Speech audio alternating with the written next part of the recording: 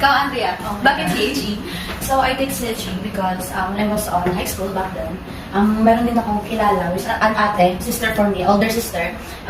She told me na ganito yung course. Like, she graduated from IBSA din. So, sabi niya sa akin na, itong course na to, bagay daw sa akin. So, paano siya naging bagay sa akin? Kasi ako kasi pagkaka is I'm an adventurous that gusto ko din yung in a way na challenging and of course, makakaproduce din ako ng product in a way na makakatulong. Not just in mga tao, at the same time dun sa environment. Sa CHE, di ba? Nag-produce tayo ng researches na dapat nakakatulong in a way. And then of course, ito rin one time. So yung ano ko po, yung mama ko, meron siyang barkada. So yung ano niya, yung barkada niya is chemical engineering. So graduate. So yung ano niya, field niya is sa food industry. So I was amazed about the food, like meron pa exploration din yung mga ganun. Tapos pag the way niya mag-process, from input to output, like magic yung pag-ganun. So gusto ko maging ganun, like how does it work? Yung ganun ng mga question. Kaya gusto ko sa